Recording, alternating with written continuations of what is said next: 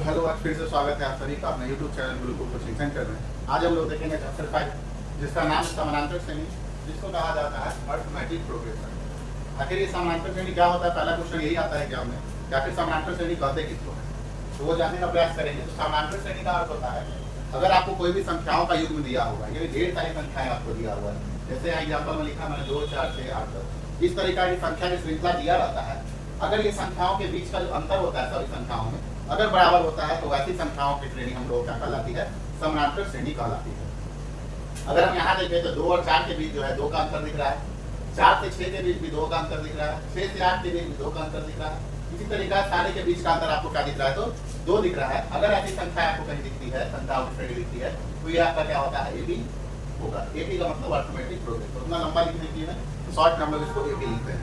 तो अगर संख्याओं की श्रृंखला दिया हुआ है, उसके बीच का अंतर अगर बराबर है, तो अगर बीच का अंतर बराबर है तो उसको हम लोग समानांतर श्रेणी कहते हैं। जैसे ही क्वेश्चन और देखते हैं हम लोग, जैसे दिया जाएगा -1, -2, -3, -4, इस तरीका से संख्याएं आगे बढ़ रही है। अब ये एपी है या नहीं है तो इसको चेक करेंगे। तो इनके अगर बीच का अंतर देखते हैं तो बीच का अंतर कैसे निकाला जाता है, तो दूसरे टर्म में से हम क्या करते हैं, पहला टर्म को घटा देते हैं। यानी -2 में माइनस कर देंगे, हम किसको माइनस करेंगे तो -1 को। तो ये हो गया -2 और ये माइनस +1।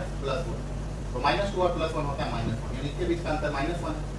यहाँ भी उसी तरीका से अगर हम निकालते हैं तो -1 निकलेगा, यहाँ भी इस तरीका से निकालेंगे तो -1 ही निकलेगा। तो ये भी आपका क्या हो जाएगा, एपी में हो जाएगा। इस तरीका से अगर हम दूसरा क्वेश्चन कुछ और देखते हैं, अगला 7, 7, 7, 7, इस तरीका से ही बढ़ते चलते हैं। तो ये आपका एपी होगा या नहीं होगा, ये बताना है। तो यहाँ देख रहे दोनों के बीच कितना का अंतर है, 0, इन दोनों के बीच 0, इन दोनों के बीच 0, इन सारे के बीच का अंतर सब भले ही 0 है, लेकिन है तो बराबर ही सबके बीच का। तो ये भी आपका एपी हो जाएगा। ये होता है एपी पहचानने का तरीका कि एपी किसे कहते हैं। तो जो भी संख्याएं दिया रहेगा आपको, श्रृंखला दिया रहेगी संख्याओं की, अगर संख्याओं के बीच का अंतर आपको बराबर दिखता है तो उसको हम लोग क्या कहते हैं, समानांतर श्रेणी कहते हैं। अब इसके बाद हम लोग को जो पढ़ना है वो मैं आपको अगले वीडियो में बताऊंगा। तब तक के लिए धन्यवाद।